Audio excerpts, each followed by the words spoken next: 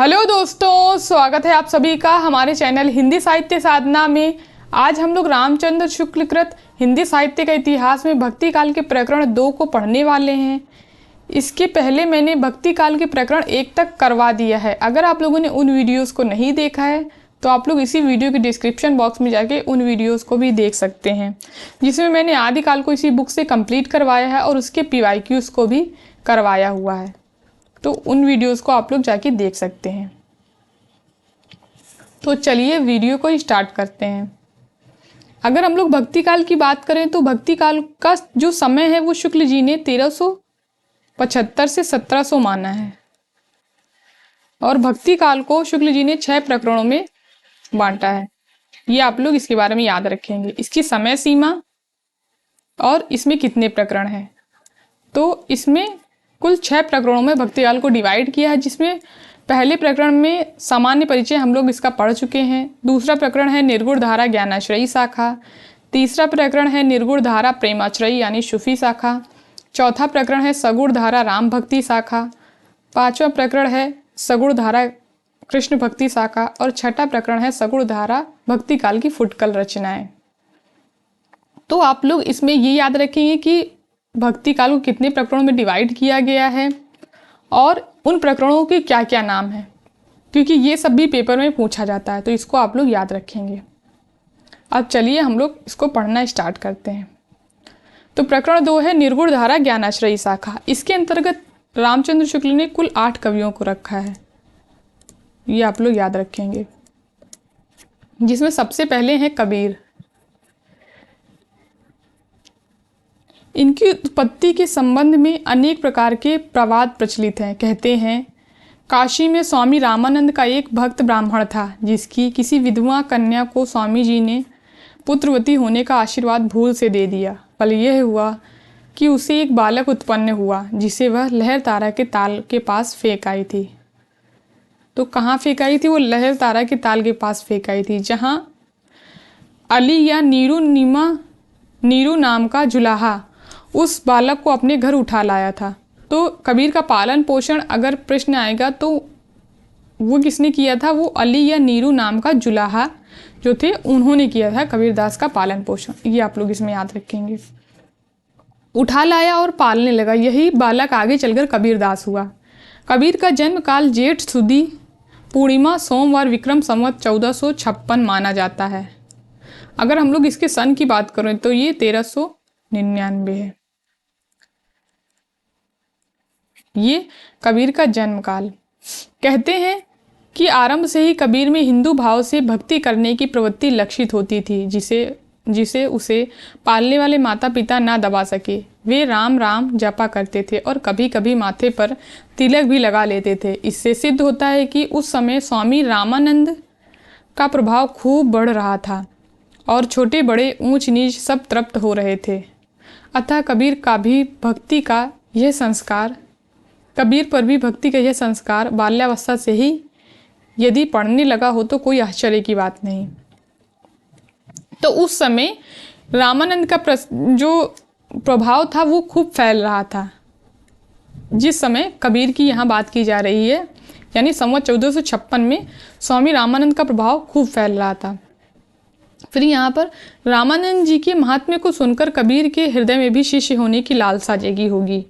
ऐसा प्रसिद्ध है कि एक दिन वे एक पहर रात रहते ही उस घाट यानी पंचगंगा घाट की सीढ़ियों पर जा पड़े, जहाँ से रामानंद जी स्नान करने के लिए उतरा करते थे। स्नान को जाते समय अंधेरे में रामानंद जी का पैर कबीर के ऊपर पड़ गया। रामानंद जी बोल उठे राम राम। कबीर ने इसी को गुरु मंत्र मान लिया और वे अपने को गुरु रामानंद का शिष्य कहने लगे। वे साधुओं का सत्संग भी रखते थे और जुलाहे का काम भी करते थे, यानी वो अपने काम के साथ साथ साधुओं का सत्संग भी करते थे।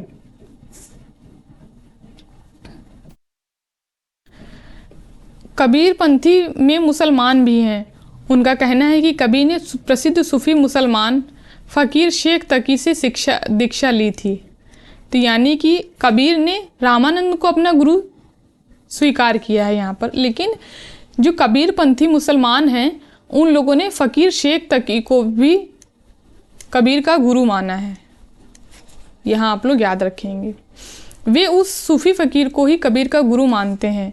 आरंभ से ही कबीर हिंदू भाव की उपासना की ओर आकर्षित हो रहे थे, अतः उन दिनों जब कि रामानंद जी की बड़ी धूम थी, अवश्य वे उनके सत्संग में भी सम्मिलित होते रहे होंगे, जैसा आगे कहा जाएगा। फिर ये पंक्ति इंपॉर्टेंट है। रामानुज जी की शिष्य परंपरा में होते हुए भी रामानंद जी का भक्ति का एक अलग उदार मार्ग निकाल रहे थे, जिसमें जाति पाति का भेद और खान पान का आचार दूर कर दिया गया था। यानी कि जो रामानंद जी थे वो रामानुजाचार्य की शिष्य परंपरा में थे, लेकिन इन्होंने अपने भक्ति का मार्ग एक अलग उदार मार्ग निकाल लिया था, जिसमें जाति पाति का भेद नहीं था और खान पान के आचार को दूर कर दिया गया था। फिर यहाँ से ये इम्पॉर्टेंट लाइन है, अतः इसमें कोई संदेह नहीं कि कबीर को राम नाम रामानंद जी से ही प्राप्त हुआ, पर आगे चलकर कबीर के राम रामानंद के राम से भिन्न हो गए, अतः कबीर को वैष्णव संप्रदाय के अंतर्गत नहीं ले सकते। ये लाइन इम्पॉर्टेंट है और ये लाइन देके आपसे पूछा जा सकता है कि ये किस इतिहासकार की है। कबीर ने दूर दूर तक देशाटन किया, हठयोगियों तथा सूफी मुसलमान फकीरों का भी सत्संग किया, अतः उनकी प्रवृत्ति निर्गुण उपासना की ओर दृढ़ हुई। अद्वैतवाद की स्थूल रूप का कुछ परिज्ञान उन्हें रामानंद जी के सत्संग से पहले ही था। फल यह हुआ कि कबीर के राम धनुर्धर साकार राम नहीं रह गए, वे ब्रह्मा के पर्याय हुए। यानी कि जो रामानंद जी के राम थे वो धनुर्धर साकार राम थे, लेकिन कबीर के राम ब्रह्मा के पर्याय थे। ये आप लोग याद रखेंगे। तो ये पेपर में प्रश्न पूछा जा सकता है कि कबीर के राम धनुर्धर राम थे या ब्रह्मा के पर्याय थे, तो वो ब्रह्मा के पर्याय थे। फिर ये इंपॉर्टेंट पंक्ति है, दशरथ सुत त्रिलोक बखाना, राम नाम का मरम है आना। सारांश यह है कि जो ब्रह्मा हिंदुओं की विचार पद्धति में ज्ञान मार्ग का एक निरूपण था, उसी को कबीर ने सूफियों के ढर्रे पर उपासना का विषय नहीं प्रेम का विषय भी बनाया और उसकी प्राप्ति के लिए हठयोगियों की साधना का समर्थन किया।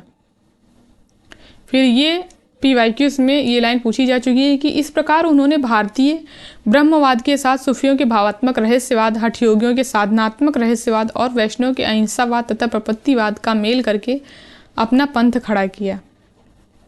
ये जो है ये पेपर में दिया था कि ये किसके संबंध में शुक्ल जी ने कहा है, तो ये कबीर के संबंध में शुक्ल जी ने कहा है, ये आप लोग याद रखेंगे।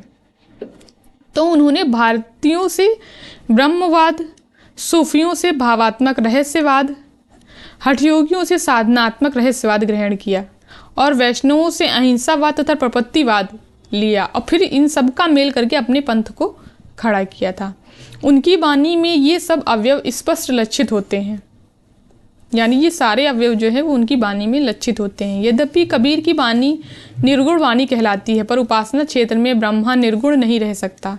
सेवे सेवक भाव में स्वामी में कृपा, क्षमा, औदार्य आदि गुणों का आरोप हो ही जाता है। इसलिए कबीर के वचनों में कहीं तो निरुपाधि निर्गुण ब्रह्म सत्ता का संकेत मिलता है। जैसे ये इंपॉर्टेंट पंक्ति है, पंक्ति पंडित मिथ्या करहु बिचारा, न वह सृष्टि न सिरजनहारा। फिर और कहीं सर्ववाद की झलक मिलती है। यहाँ निर्गुण ब्रह्म सत्ता का यहाँ पर परिचय देते हैं इन पंक्तियों में, और कहीं सर्ववाद की झलक मिलती है कि आपु ही देवा आपु ही पाती, आपु ही कुल आपु ही है जाति। ये भी इंपॉर्टेंट पंक्ति है। और कहीं सोपाधि ईश्वर की, जैसे साईं के सब जीव हैं किरी कुंजर दोए। सारांश यह है कि कबीर में ज्ञान मार्गी की जहाँ तक बातें हैं वे सब हिंदू शास्त्रों की है, जिनका संचय उन्होंने रामानंद जी के उपदेशों से किया। यानी कि ज्ञान मार्गी जितनी भी बातें हैं उनका जो उन्होंने ग्रहण किया था वो सारी रामानंद जी के उपदेशों से ग्रहण किया था उन्होंने। माया, जीव, ब्रह्मा, तत्वमसी, 8 मैथुन यानी अष्ट मैथुन, त्रिकुटी, 6 रिपु इत्यादि शब्दों का परिचय उन्हें अध्ययन द्वारा नहीं सत्संग द्वारा ही हुआ, क्योंकि वे जैसे कि प्रसिद्ध है कुछ पढ़े लिखे ना थे। उपनिषद की ब्रह्म विद्या के संबंध में वे कहते हैं, तत्वमसी इनके उपदेशा, ई उपनिषद कहे संदेशा, जाग बालिक और जनक समादा, दत्तात्रेय वहे रस स्वादा। फिर यहीं तक नहीं, वेदांतियों की कनक कुंडल न्याय आदि का भी व्यवहार इनके वचनों में मिलता है। ये इंपॉर्टेंट लाइन है। गहना एक कनक ते गहना, इनमें भाव न दूजा। कहान सुनन को दुई करी थापिन, एक नमाज एक पूजा। ये पंक्तियां आप लोग याद रखेंगे कि इंपॉर्टेंट है और कबीर की पंक्तियां हैं। इसी प्रकार उन्होंने हठ योगियों के साधनात्मक रहस्यवाद के कुछ सांकेतिक शब्दों जैसे चंद, सूर, नाद, बिंदु, अमृत, औंधा कुआं को लेकर अद्भुत रूपक बांधे हैं जो सामान्य जनता की बुद्धि पर पूरा आतंक जमाते हैं। जैसे सूर समाना चंद में दहु किया घर एक, मन का चिंता तब भया कदू पुरबिला लेख। तो ये इंपॉर्टेंट पंक्तियां हैं। आकाशे मुख औंधा कुआं, पाताले पनिहारी, ताका पानी को हंसा पीवे बिरला आदि बिचारी।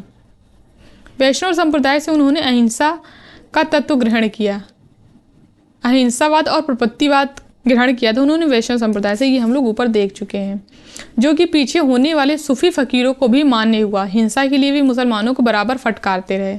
यानी अहिंसावाद पेपर में पूछा जा सकता है कि कबीर ने किससे ग्रहण किया था, तो वैष्णव संप्रदाय से ग्रहण किया था। दिन भर रोजा राहत है, रात ही हनत है गाय, यह तो खूब वह बंदगी कैसे खुशी खुदाए। फिर ये इंपॉर्टेंट एक और पंक्ति है, बकरी पाती खाती है ताको काढ़ी खाल, जो नर बकरी खात है तिनका कौन हवाल। ये भी इंपॉर्टेंट है और एग्जाम में पूछी जा सकती है। उपर्युक्त विवेचन से स्पष्ट है कि ज्ञान मार्ग की बातें कबीर ने हिंदू साधु सन्यासियों से ग्रहण की, जिनमें सूफियों के सत्संग से उन्होंने प्रेम तत्व का मिश्रण किया और अपना एक अलग पंथ चलाया। ये भी इंपॉर्टेंट पंक्ति है। उपासना की ब्रह्मा स्वरूप पर आग्रह करने वाले और कर्मकांड को प्रधानता देने वाले पंडितों और मुल्लों दोनों को उन्होंने खरी खरी सुनाई और राम रहीम की एकता समझकर हृदय को शुद्ध और प्रेममय करने का उपदेश दिया। देशाचार और उपासना विधि के कारण मनुष्य में जो भेदभाव उत्पन्न हो जाता है उसे दूर करने का प्रयास उनकी वाणी बराबर करती रही। यद्यपि वे पढ़े लिखे ना थे, पर उनकी प्रतिभा बड़ी प्रखर थी, जिससे उनके मुंह से बड़ी चुटीली और व्यंग्य चमत्कारपूर्ण बातें निकलती थी। उनकी उक्तियों में विरोध और असंभव का चमत्कार लोगों को बहुत आकर्षित करता था। तो ये पंक्तियाँ इंपॉर्टेंट है और इनको देखिए पूछा जा सकता है कि किसके संबंध में शुक्ल जी ने कही हैं, तो ये कबीर के संबंध में कही हैं। ये आप लोग याद रखेंगे। है कोई गुरु ज्ञानी जगत में, उलट वेद बूझे, पानी में पावक बरे, अंधई आँखिन सूझे, गाय तो नाहर को धरी खायो, हरिना खायो चीता। तो उक्तियों में विरोध की प्रवृत्ति यहाँ पर देखी जा सकती है। ये इंपॉर्टेंट पंक्ति है। ये जो प्रकरण है ये बहुत ही ज़्यादा इंपॉर्टेंट है। इससे प्रश्न पेपर में जो है वो पूछे जाते हैं, तो इसको आप लोग बिल्कुल भी स्किप नहीं करेंगे। नैया बीच नदिया डूबत जाए। अनेक प्रकार के रूपकों और अन्योक्तियों द्वारा ही इन्होंने ज्ञान की बातें कही हैं, जो नई ना होने पर भी वाग वैचित्र के कारण अनपढ़ लोगों को चकित किया करती थी। अनूठी अन्योक्तियों द्वारा ईश्वर प्रेम की व्यंजना सूफियों में बहुत प्रचलित थी। जिस प्रकार कुछ वैष्णवों में माधुर्य भाव से उपासना प्रचलित हुई, उसी प्रकार सूफियों में भी ब्रह्मा को सर्वव्यापी, प्रियतम या माशूक मानकर हृदय से उद्गार प्रदर्शित करने की प्रथा थी। इसको कबीरदास ने ग्रहण किया। कबीर की वाणी में स्थान स्थान पर भावात्मक रहस्यवाद की जो झलक मिलती है वह सूफियों के सत्संग का प्रसाद है। तो उन्होंने पीछे हम लोग देखा था कि कबीर ने भावात्मक रहस्यवाद जो है वो सूफियों से ग्रहण किया था। कहीं इन्होंने ब्रह्मा को खसम या पति मानकर अन्योक्ति बांधी है और कहीं स्वामी या मालिक, जैसे मुझको तू क्या ढूंढे बंदे मैं तो तेरे पास, अथवा साएं के संग सासुर आई, संग न सूती स्वाद न जाना, गा जीवन सपने की नाई। कबीर अपने कुछ श्रोताओं पर यह अच्छी तरह भाषित करना चाहते थे कि हमने ब्रह्मा का साक्षात्कार कर लिया है। यानी वो अपने श्रोताओं को ये बताना चाहते थे कि उन्होंने ब्रह्मा का साक्षात्कार कर लिया है। इसी से प्रभाव डालने के लिए बड़ी बड़ी लंबी चौड़ी गर्भोक्तियाँ भी कभी कभी कहते थे। कबीर ने मगहर में जाकर शरीर त्याग दिया, जहाँ इनकी समाधि अब तक बनी है। इनका मृत्युकाल संवत 1575 माना जाता है। तो मृत्युकाल आप लोग याद रखेंगे, इनकी जन्म और मृत्यु। क्योंकि ये क्रम से लगाने के लिए ये कभी आ जाते हैं पेपर में, तो इनका क्रम भी आप लोगों को याद रखना है। जिसके अनुसार इनकी आयु 120 वर्ष की ठहरती है। कहते हैं कबीर की वाणी का संग्रह उनके शिष्य धर्मदास ने संवत 1521 में किया था। तो इनकी वाणी का संग्रह कब किया था? 1521 में किया था। ये जो पंक्तियां हैं ना, ये बीच बीच में ये प्रश्न पेपर में आते हैं जब इस तरीके का प्रश्न पूछा जाता है कि कबीर के संबंध में कौन सा कथन जो है वो सत्य नहीं है, तो उसमें इसी तरीके की पंक्तियां दे दी जाती हैं, जिससे फिर कंफ्यूजन हो जाता है, क्योंकि ये आप लोगों को ये सन नहीं याद रहते। जबकि उनके गुरु की अवस्था जो थी वो 64 वर्ष की थी जब वाणी का संग्रह किया गया था। तब कबीर की वचनावली की सबसे प्राचीन प्रति जिसका अब पता लगा है संवत 1561 में लिखी है। कबीर की वाणी का संग्रह बीजक नाम से प्रसिद्ध है, जिसके 3 भाग किए गए हैं, रामायणी, सबद और साखी। इसमें पूछा गया था पेपर में कि जो साखी है उसकी वो मतलब किस में है, दोहे में है, चौपाई में है, अर्थाली में है, किस में है? तो ये पेपर में प्रश्न पूछा गया था। तो यहाँ पे ये चीज़ें इंपॉर्टेंट हो जाती हैं, इनको आप लोग ध्यान से देखेंगे। इसमें वेदांत यानी बीजक, इनकी वाणी का संग्रह वो बीजक नाम से किया गया है। उसके 3 भाग किए गए हैं, रामायणी, सबद और साखी। इसमें वेदांत तत्व, हिंदी मुसलमानों को फटकार, संसार की अनित्यता, हृदय की शुद्धि, प्रेम साधना की कठिनता, माया की प्रबलता, मूर्ति पूजा, तीर्थाटन आदि की असारता, हज, नमाज, व्रत, आराधना की गौणता इत्यादि अनेक प्रसंग हैं।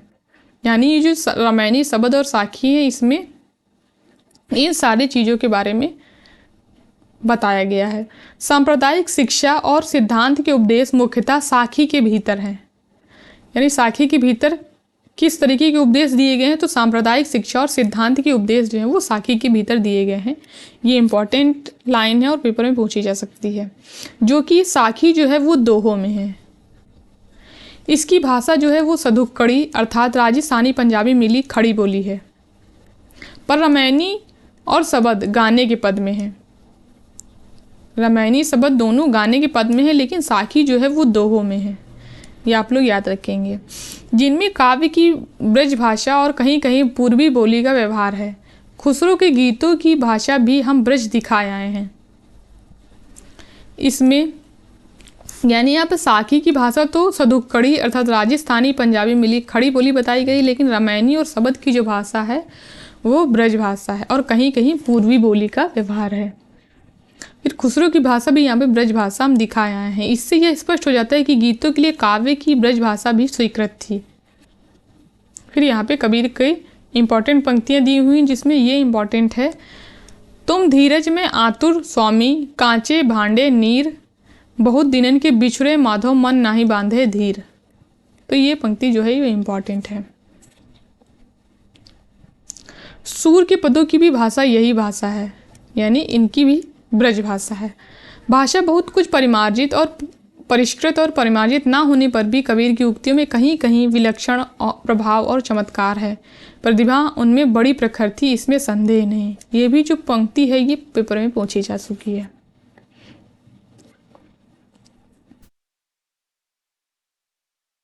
फिर दूसरे जो कवि हैं वो हैं रैदास या रविदास। रामानंद जी के 12 शिष्यों में रैदास भी माने जाते हैं। आप लोग इसको प्रकरण 2 को बहुत ध्यान से पढ़ेंगे, क्योंकि कल हम लोग इसके MCQs को भी सॉल्व करेंगे।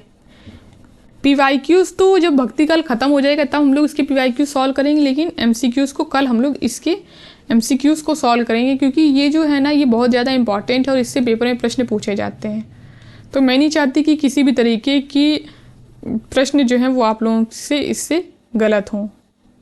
तो इसलिए कल हम लोग इसके MCQs को सॉल्व करेंगे। उसके बाद में जब ये ख़त्म हो जाएगा भक्ति काल तब हम लोग इसके PYQs को सॉल्व करेंगे। तो दूसरे कवि हैं रैदास या रविदास। रामानंद जी के 12 शिष्यों में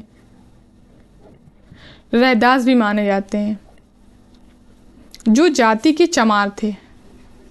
ये आप लोग जाति याद रखेंगे, कभी कभी जाति भी पेपर में पूछ ली जाती है, तो जाति आप लोग याद रखेंगे। इन्होंने कई पदों में अपने को चमार कहा है, जैसे कहे रैदास खलास चमारा, ऐसी मेरी जाति विख्यात चमारा।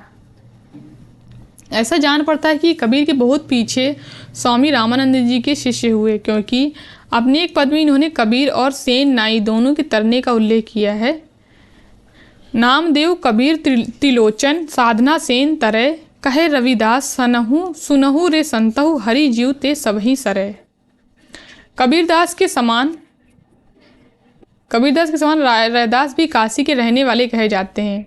पीछे हम लोग देखा था कि कबीरदास का जो स्थान था, जन्म स्थान, वो काशी बताया गया है और रैदास भी काशी के ही रहने वाले हैं। इनके एक पद से भी यही पाया जाता है कि जाके कुटुंब सब ढोर ढोवंत फिरही आजहु, बनारसी आसपास आचार सहित विप्र करहूँ दंडूती, तीन तनय रविदास दासानुदासा। तो यहाँ पर बताया जा रहा है कि वो काशी के थे। रैदास का नाम धन्ना और मीराबाई ने आदर के साथ लिया है। रैदास की भक्ति भी निर्गुण ढांचे की जान पड़ती है। कहीं तो वे अपने भगवान को सब में व्यापक देखते हैं। थावर जंगम कीट पतंगा पुरी रहियो हरिराई। और कहीं कबीर की तरह परात्पर की ओर संकेत करके कहते हैं कि गुण निर्गुण कहियत नहीं जाके। रैदास का अपना अलग प्रभाव पछां की ओर जान पड़ता है। साधु का एक संप्रदाय जो फर्रुखाबाद और थोड़ा बहुत मिर्जापुर में पाया जाता है, रैदास की ही परंपरा में कहा जा सकता है। ये इंपॉर्टेंट पंक्ति है क्योंकि उसकी स्थापना संवत 1600 में करने वाले वीर भान उदयदास के शिष्य थे और उदयदास रैदास के शिष्यों में माने जाते हैं। यानी उदयदास जो है वो रैदास के शिष्य हैं और ये जो क्या बोलते हैं वीरभान उदयदास हैं, ये उदयदास के शिष्य हैं। ये आप लोग याद रखेंगे। तो ये पूछा जा सकता है कि उदयदास किसके शिष्य थे, तो ये रैदास के शिष्य थे। फिर रैदास का कोई ग्रंथ नहीं मिलता। फुटकल पद ही बानी के नाम से संत बानी सीरीज में संग्रहित हैं। 40 पद तो आदि गुरु ग्रंथ साहब में दिए गए हैं। कुछ पद नीचे उद्धृत किए जाते हैं। इसमें ये इंपॉर्टेंट पंक्ति है, दूध तब बच रहे थनहे बिडारेऊ, फूलू भवर मीन बिगारेऊ। और एक ये पंक्ति इंपॉर्टेंट है, जब हम होते तब तू नाही, अब तू ही मैं नाही। इसमें इसी तरीके की एक पंक्ति कबीरदास की भी है कि जब मैं था तब हरि नहीं, अब हरि है मैं नहीं। फिर तीसरे जो कवि आते हैं वो हैं धर्मदास। ये बांधवगढ़ के रहने वाले और जाति के बनिए थे। इनकी जात आप लोग याद रखेंगे, कबीर की जुलाहा और रैदास की चमार और इनकी बनिए। बाल्यावस्था में ही इनके हृदय में भक्ति का अंकुर था और ये साधुओं का सत्संग, दर्शन, पूजा, तीर्थाटन आदि किया करते थे। मथुरा से लौटते समय कबीरदास के साथ इनका साक्षात्कार हुआ। उन दिनों संत समाज में कबीर की पूरी प्रसिद्धि हो चुकी थी। कबीर के मुख से मूर्ति पूजा, तीर्थाटन, देवार्चन आदि का खंडन सुनकर इनका झुकाव निर्गुण संत मत की ओर हुआ। तो ये लाइन देखिए आपसे पूछा जा सकता है कि ये किसका जो है संत मत की ओर झुकाव हुआ, तो ये थे धर्मदास। अंत में ये कबीर से सत्य नाम की दीक्षा लेकर उनके प्रधान शिष्य में हो गए। तो ये जो थे धर्मदास जो थे ये कबीर के शिष्य थे। और संवत 1575 में कबीरदास के परलोकवास पर उनकी गद्दी इन्हीं को मिली थी। कब मिली थी गद्दी? 1575 में। कबीर के शिष्य होने पर इन्होंने अपनी सारी संपत्ति, जो कि बहुत अधिक थी, लुटा दी। ये कबीरदास की गद्दी पर 20 वर्ष के लगभग रहे और अत्यंत वृद्ध होने पर इन्होंने शरीर छोड़ा। इनकी शब्दावली का भी संतों में बड़ा आदर है। इनकी रचना थोड़ी होने पर भी कबीर की अपेक्षा अधिक सरल भाव लिए हुए है। उसमें कठोरता और कर्कशता नहीं है। तो ये भाषा के संबंध में किसकी भाषा के संबंध में शुक्ल जी ने कहा है? तो ये धर्मदास की भाषा के संबंध में शुक्ल जी ने कहा है। ये आप लोग याद रखेंगे, ये इंपॉर्टेंट पंक्ति है। इन्होंने पूर्वी भाषा का व्यवहार किया है। इनकी अनुक्ति के व्यंजक चित्र अधिक मार्मिक हैं, क्योंकि इन्होंने खंडन मंडन से विशेष प्रयोजन न रख प्रेम तत्व को लेकर अपनी वाणी का प्रसार किया। उदाहरण के लिए कुछ पद नीचे दिए गए हैं। तो यहाँ पर धर्मदास के कुछ पद दिए गए हैं, जिसमें इम्पॉर्टेंट है खन गरजे खन बिजली चमके, लहरें उठे शोभा बरनी न जाए। तो ये पंक्ति जो है ये इम्पॉर्टेंट है। फिर चौथे जो हैं वो कवि हैं वो गुरु नानक हैं। इनका जो है ये जन्म स्थान वगैरह पूछा जाता है तो आप लोग इसको ध्यान में रखेंगे। गुरु नानक का जन्म संवत 1526 कार्तिकी पूर्णिमा के दिन तिलवंडी ग्राम जिला लाहौर में हुआ। इनके पिता कालूचंद खत्री जिला लाहौर तहसील शकरपुर के तिलवंडी नगर के सूबा बुलार पठान के कारिंदा थे। इनकी माता का नाम तृप्ता था। तो ये आप लोग याद रखेंगे इसमें, क्योंकि ये पेपर में प्रश्न पूछा जा सकता है कि गुरु नानक के संबंध में असत्य कथन है और ये पंक्तियाँ आपको दे दी जाएंगी। तो इनको आप लोग याद रखेंगे, तभी आप लोग सही कर पाएंगे इस तरीके के प्रश्नों को। नानक जी की बाल्यावस्था से ही अत्यंत साधु स्वभाव के थे। संवत 1545 में इनका विवाह गुरदासपुर के मूलचंद खत्री की कन्या सुलक्षणी, यानी इनकी पत्नी का क्या नाम था, सुलक्षणी। सुलक्षणी से इनके 2 पुत्र श्रीचंद्र और लक्ष्मीचंद्र हुए। श्रीचंद्र आगे चलकर उदासी संप्रदाय के प्रवर्तक हुए। तो पेपर में प्रश्न ये आया था उदासी संप्रदाय के प्रवर्तक कौन हैं, तो श्रीचंद्र हैं। और इनके भाई कौन थे, लक्ष्मीचंद्र। या इस तरीके भी पेपर में प्रश्न पूछा जा सकता है कि गुरु नानक के पुत्र कौन थे, तो श्रीचंद्र और लक्ष्मीचंद्र 2 पुत्र थे। पिता ने इन्हें व्यवसाय में लगाने का बहुत उद्योग किया, पर ये सांसारिक व्यवहारों में दत्तचित्त ना हुए। एक बार इनके पिता ने इन्हें व्यवसाय के लिए कुछ धन दिया, जिसको इन्होंने साधुओं और गरीबों में बांट दिया। ये तो जो कहा जा रहा है ये गुरु नानक के संबंध में बोला जा रहा है यहाँ पे। पंजाब में मुसलमान बहुत दिनों से बसे थे, जिससे वहाँ उनके कट्टर एकेश्वरवाद का संस्कार धीरे धीरे प्रबल हो रहा था। लोग बहुत से देवी देवताओं की उपासना की अपेक्षा एक ईश्वर की उपासना को महत्व और सभ्यता का चिन्ह समझने लगे थे। शास्त्रों के पठन पाठन का क्रम मुसलमानों के प्रभाव से प्रायः उठ गया था, जिससे धर्म और उपासना के गुण तत्व को समझने की शक्ति नहीं रह गई थी। अतः जहाँ बहुत से लोग जबरदस्ती मुसलमान बनाए जाते थे, वहाँ कुछ लोग शौक से मुसलमान बनते थे। ऐसी दशा में कबीर द्वारा प्रवर्तित निर्गुण संत मत एक बड़ा भारी सहारा समझ पड़ा। तो ये भी इम्पोर्टेंट पंक्ति है। गुरु नानक आरंभ से ही भक्त थे, अतः उनको ऐसे मत की ओर आकर्षित करना स्वाभाविक था, जिसकी उपासना स्वरूप हिंदू और मुसलमान दोनों को समान रूप से ग्रह हो। उन्होंने घर बार छोड़ बहुत दूर के देशों में भ्रमण किया, जिससे उपासना का सामान्य स्वरूप स्थिर करने में उन्हें बड़ी सहायता मिली। अंत में कबीरदास की निर्गुण उपासना का प्रचार उन्होंने पंजाब से आरंभ किया और वे सिख संप्रदाय के आदि गुरु हुए। तो ये पूछा जा सकता है कि शुक्ल जी ने ये किसके संबंध में कहा है, तो ये गुरु नानक के संबंध में बोला है। कबीरदास के समान वे भी कुछ विशेष पढ़े लिखे ना थे। भक्ति भाव से पूर्ण होकर वे भजन गाया करते थे। उनका संग्रह संवत 1661 में ग्रंथ साहब यानी गुरु ग्रंथ साहब में किया गया। ये भजन कुछ तो पंजाबी भाषा में है और कुछ देश की सामान्य काव्य भाषा हिंदी में है, यानी कुछ पंजाबी भाषा में और कुछ हिंदी में है। यह हिंदी कहीं तो देश की काव्य भाषा या ब्रज भाषा है, कहीं कहीं खड़ी बोली, जिसमें इधर उधर पंजाबी के कुछ रूप भी आ गए हैं, जैसे चल्या, रहया। भक्ति या विनय के सीधे सादे भाव सीधी सादी भाषा में कहे गए हैं। कबीर के समान अशिक्षितों पर प्रभाव डालने के लिए टेढ़े मेढ़े रूपकों में नहीं। इससे इनकी प्रवृत्ति की सरलता और अहम भाव शून्यता का परिचय मिलता है। ये भी इम्पोर्टेंट लाइन है। इनका देहांत संवत 1596 में हुआ। संसार की अनित्यता, भगवत भक्ति और संत स्वभाव के संबंध में उदाहरण स्वरूप 2 पद दिए जाते हैं। ये पंक्ति इसमें इम्पोर्टेंट है। इस दमदा मैनू कीबे भरोसा, आया आया ना आया ना आया। यह संसार रैन दा सुपना, कहीं देखा कहीं नहीं दिखाया। और फिर ये इम्पोर्टेंट है, जो नर दुख में दुखी नहीं माने, सुख स्नेह अरु भय नहीं जाके, कंचन माटी जाने। इस वीडियो की PDF को आप मेरे टेलीग्राम चैनल हिंदी साहित्य साधना पर जाकर ले सकते हैं, जिससे आप लोग इसको दोबारा पढ़ सकते हैं। फिर अगले कवि हैं दादू दयाल। यद्यपि सिद्धांत की दृष्टि से दादू कबीर के मार्ग के ही अनुयायी हैं, पर उन्होंने अपना एक अलग पंथ चलाया जो दादू पंथ के नाम से प्रसिद्ध हुआ।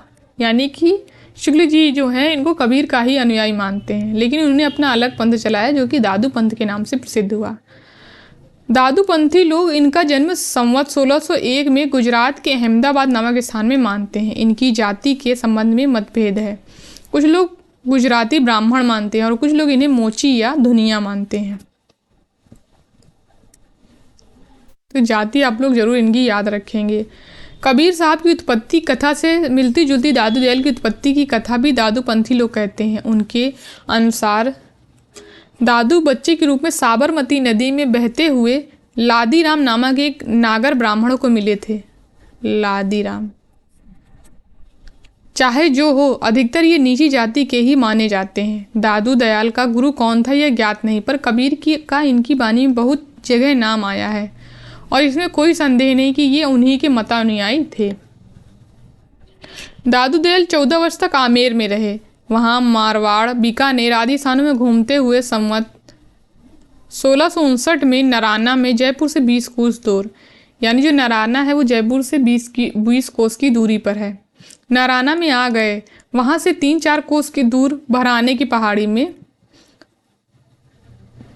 3-4 कोस की दूर पर भराने की पहाड़ी है, वहाँ पर भी ये अंतिम दिनों में कुछ दिनों तक रहे और वहीं 1660 में इन्होंने शरीर छोड़ दिया। वहाँ स्थान दादू पंथियों का प्रधान अड्डा है, यानी भराने की पहाड़ी जो है वो दादू पंथियों का प्रधान अड्डा है और दादू जी के कपड़े और पोथियाँ अब तक वहीं पे रखी हैं। और निर्गुण पंथियों के समान दादू पंथी लोग भी अपने को निरंजन निराकार का उपासक बताते हैं। ये लोग ना तिलक लगाते हैं ना कंठी पहनते और साथ में एक सुमिरनी रखते हैं और सत्यराम कहकर अभिवादन करते हैं। तो इसमें प्रश्न ये पूछा जा सकता है कि ये शुक्ल जी ने किस पंथ के लोगों के संबंध में कहा, तो ये दादू पंथियों के संबंध में ये पंक्तियाँ दी हुई हैं, ये आप लोग याद रखेंगे। फिर दादू की वाणी अधिकतर कबीर की साखी से मिलते जुलते दोहों में है, कहीं कहीं गाने के पद भी हैं। भाषा मिली जुली पश्चिमी हिंदी है, यानी दादू दयाल की भाषा जो है क्या है वो मिली जुली पश्चिमी हिंदी है जिसमें राजस्थानी का मेल भी है। इन्होंने कुछ पद गुजराती, राजस्थानी और पंजाबी में भी कहे हैं। कबीर के समान पूर्वी हिंदी का व्यवहार इन्होंने नहीं किया। इनकी रचना में अरबी फारसी के शब्द अधिक आए हैं और प्रेम तत्व की व्यंजना अधिक है। घर के भीतर के रहस्य प्रदर्शन की प्रवृत्ति इनमें बहुत कम है। दादू की वाणी में यद्यपि उक्तियों का वह चमत्कार नहीं जो कबीर की वाणी में मिलता है, पर प्रेम भाव का निरूपण अधिक सरस और गंभीर है। ये पंक्ति इंपॉर्टेंट है। कबीर के समान खंडन और वाद विवाद में इन्हें रुचि नहीं थी। तो ये पंक्ति किसके संबंध में है? दादू दयाल के संबंध में है। ये भी पंक्ति इंपॉर्टेंट है। इनकी वाणी में वे ही प्रसंग हैं जो निर्गुण मार्गियों की वाणियों में साधारणतया आया करते हैं, जैसे ईश्वर की व्यापकता, सद्गुरु की महिमा, जाति पाति का निराकरण, हिंदू मुसलमानों का अभेद, संसार की अनित्यता, आत्मबोध इत्यादि। इनकी रचना का कुछ अनुमान नीचे उद्धृत पदों से ही हो सकता है। इन पंक्तियों में ये पंक्ति इंपॉर्टेंट है। यह मस्जिद यह देहरा सदगुरु दिया दिखाई, भीतर सेवा बंदगी बाहिर काहे जाई।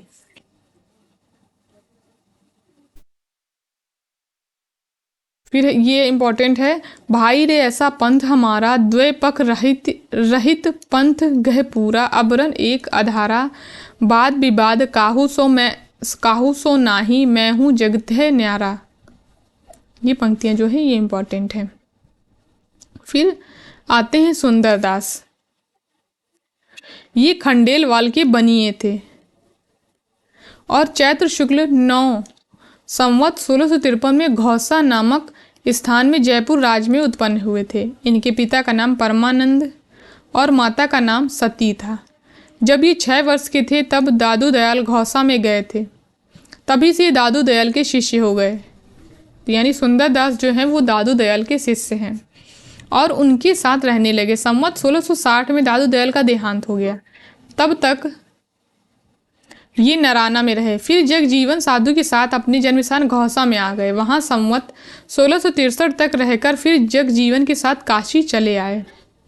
वहाँ 30 वर्ष की अवस्था तक ये संस्कृत, व्याकरण, वेदांत और पुराण आदि पढ़ते रहे। संस्कृत के अतिरिक्त ये फारसी भी जानते थे।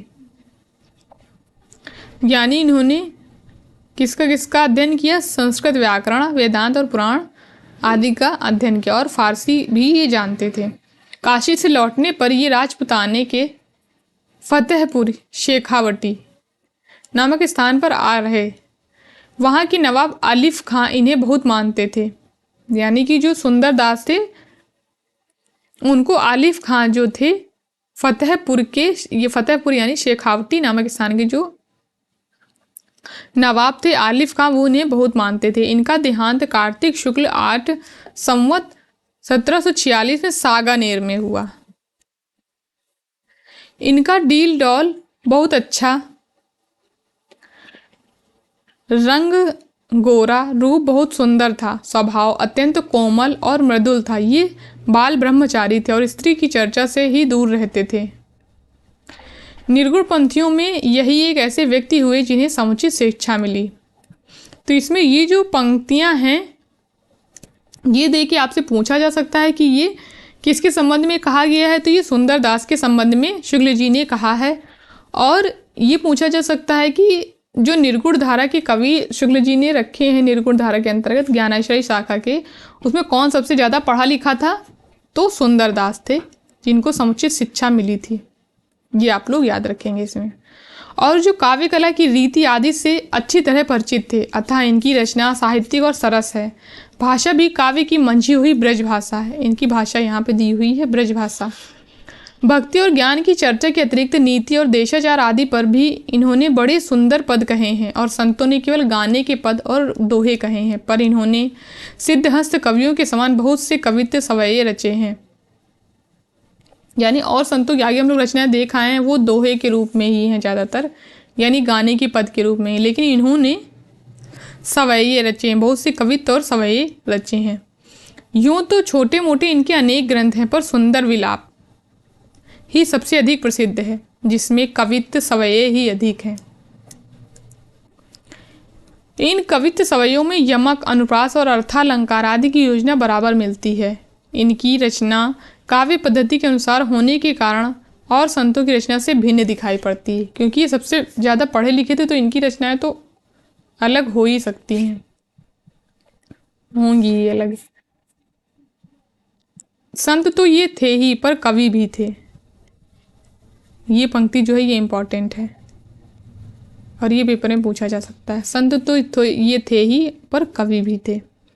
इससे समाज की रीति नीति पर इनकी बड़ी विनोदपूर्ण उक्तियां हैं, जैसे गुजरात पर आमड़ छीत अतीत सो होत बिलार और कुकर चाटत हांडी, मारवाड़ पर वृक्ष न नीरन उत्तम चीर सुदेशन में गत देश है, मारू यानी दक्षिण में राधत प्याज विगारत नाज न आवत लाज करे सब भक्षण, पूरब देश में ब्राह्मण क्षत्रिय वैश्रु सुदूर चरोई वर्ण के मच्छ आधारत।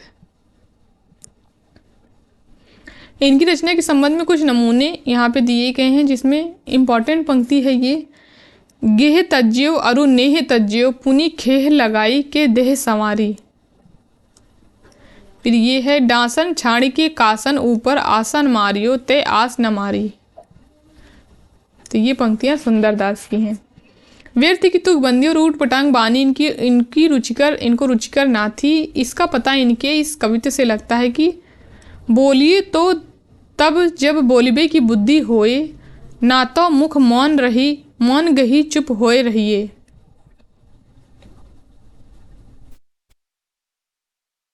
सुशिक्षा द्वारा विस्तृत दृष्टि प्राप्त होने से इन्होंने और निर्गुणवादियों के समान लोक धर्म की उपेक्षा नहीं की।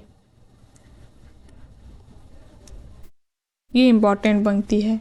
पतिव्रत का पालन करने वाली स्त्रियों, रण क्षेत्र से कठिन कर्तव्य का पालन करने वाले शूरवीरों आदि के प्रति इनके विशाल हृदय में सम्मान के लिए पूरी जगह थी। तो ये लाइन भी यहाँ पे इम्पॉर्टेंट है। फिर ये पंक्तियाँ इनकी इम्पॉर्टेंट हैं। पति ही सो प्रेम होए, पति ही सो नेम होए, पति ही सो क्षेम होए, पति ही सो रत है। ये इंपॉर्टेंट पंक्ति है।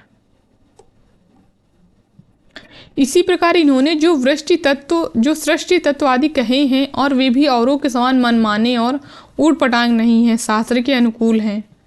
उदाहरण के लिए नीचे का पद लीजिए, इसमें ब्रह्मा के आगे और सब क्रम सांख्य के अनुकूल हैं। ब्रह्मा ते पुरुष अरु प्रकृति प्रकट भई, प्रकृति ते महतत्व पुनि अहंकार है। ये इंपॉर्टेंट पंक्ति है। फिर अगले कवि जो हैं वो है मलुकदास। इनके आप लोग क्रम जरूर याद रखेंगे, क्योंकि पेपर में पूछा जा सकता है कि रामचंद्र शुक्ल ने निर्गुण धारा ज्ञानाश्रयी शाखा के अंतर्गत जो कवि रखे हैं उनका क्रम क्या है, तो इनका क्रम आप लोग याद रखेंगे। मलुकदास का जन्म लाला सुंदरदास खत्री के घर में वैशाख कृष्ण 5 संवत 1631 में कड़ा जिला इलाहाबाद में हुआ था। इनकी मृत्यु जो है वो 108 वर्ष की अवस्था में संवत 1739 में हुई। ये औरंगजेब के समय दिल के अंदर खोजने वाले निर्गुण संत मत के नामी संतों में हुए, यानी ये औरंगजेब के समय में थे मलुकदास। ये आप लोग याद रखेंगे। तो ये पेपर में प्रश्न पूछा जा सकता है कि किस मुगल सम्राट के समय में मलुकदास थे, तो औरंगजेब। और इनकी गद्दियाँ कड़ा, जयपुर, गुजरात, मुल्तान, पटना, नेपाल, काबुल में कायम हुई। इनके संबंध में बहुत से चमत्कार या करामातें प्रसिद्ध हैं। कहते हैं एक बार इन्होंने एक डूबते शाही जहाज को पानी के ऊपर उठाकर बचा लिया था और रुपयों का तोड़ा गंगा जी में तैराकर कड़ा से इलाहाबाद भेजा था। फिर आलसी का यह मूल मंत्र है, अजगर करे न चाकरी, पंछी करे न काम, दास मलुका कहे गए सबके दाता राम। ये इम्पॉर्टेंट है और ये ना जाने कितनी बार ये पंक्ति पूछी जा चुकी है कि ये किसकी है, तो आप लोग याद रखेंगे कि ये मलुकदास की है और ये आलसियों के संबंध में मलुकदास ने कहा है। ये आप लोग याद रखेंगे।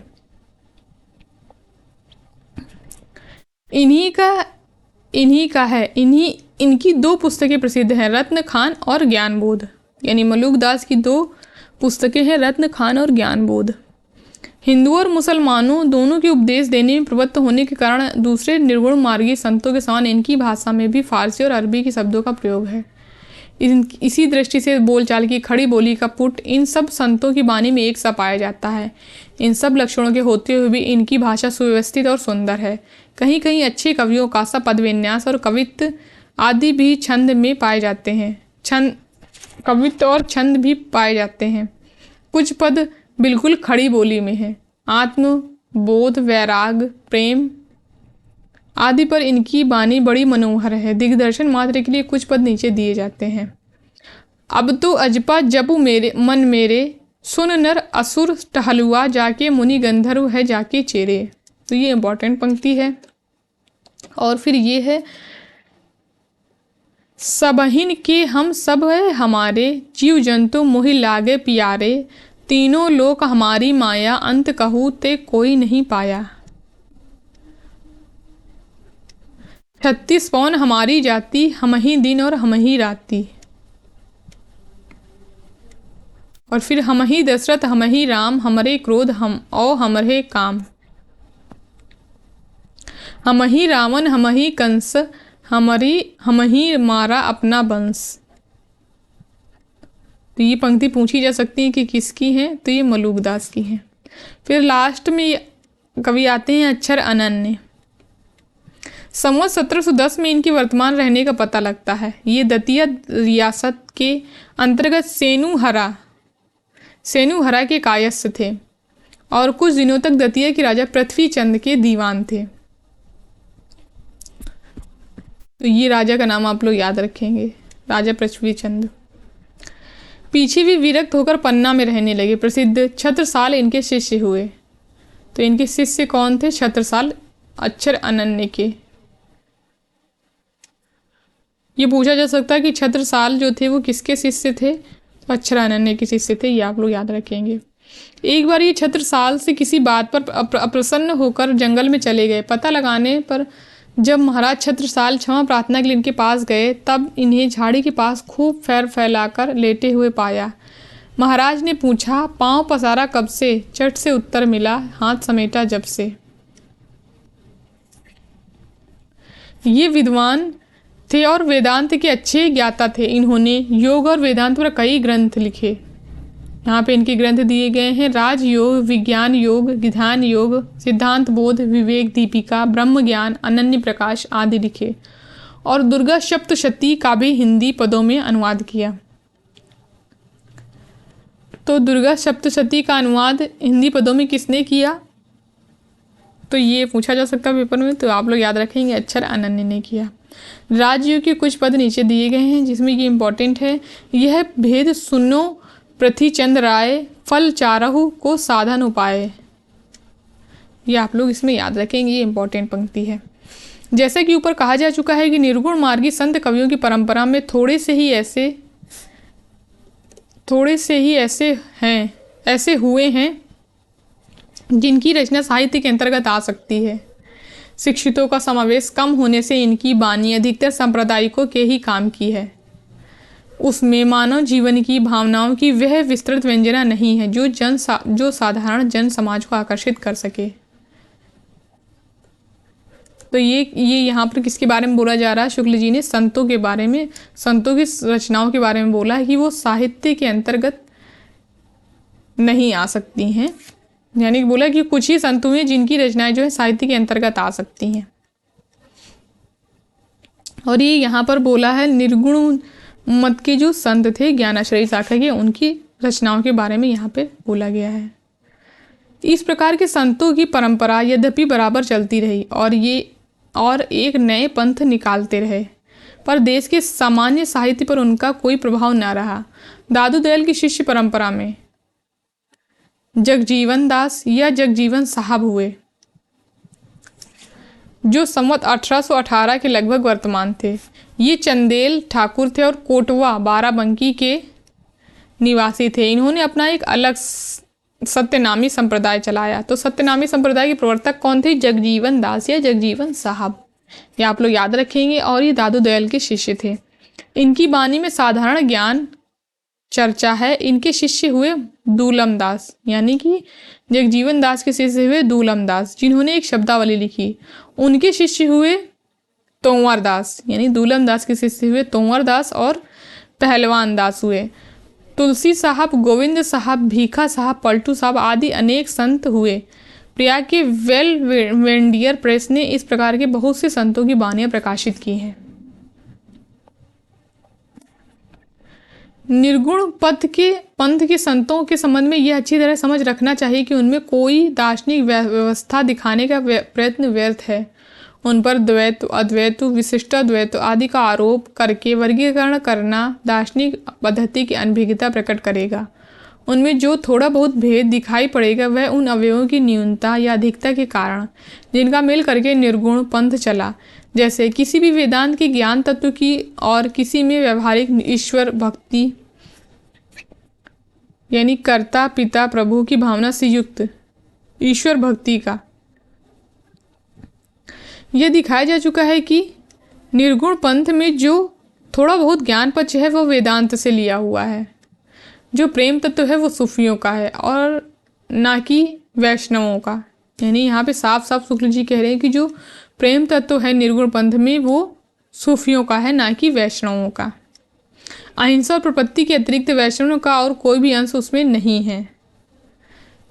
ये पंक्ति जो है वो इम्पॉर्टेंट है और निर्गुण पंथ के संबंध में शुक्ल जी ने कही है, ये आप लोग याद रखेंगे। उसके सुरति और निरति शब्द जो हैं बौद्ध सिद्धों के हैं। यानी निर्गुण पंथ में जो सुरति और निरति शब्द आए हैं वो बौद्ध सिद्धों के हैं। बौद्ध धर्म के अष्टांग मार्ग हैं सम्यक स्मृति और सम्यक समाधि। सम्यक स्मृति वह दशा है, यहाँ पे सम्यक स्मृति के बारे में बताया जा रहा है कि सम्यक स्मृति वह दशा है जिसमें क्षण क्षण पर मिटने वाला ज्ञान स्थिर हो जाता है और उसी श्रृंखला में बंध जाती है। समाधि में ध्यान सब संवेदनों से परे हो जाता है। अतः सुरति निरति शब्द योगियों की वाणियों से आए हैं, वैष्णव से उनका कोई संबंध नहीं है। यहाँ पे शुक्ल जी कह रहे हैं कि निर्गुण पंथ में जो ज्ञान पक्ष है वो तो वेदांत से आया है और प्रेम तत्व है वो सूफियों से आया हुआ है, ना कि वैष्णवों से।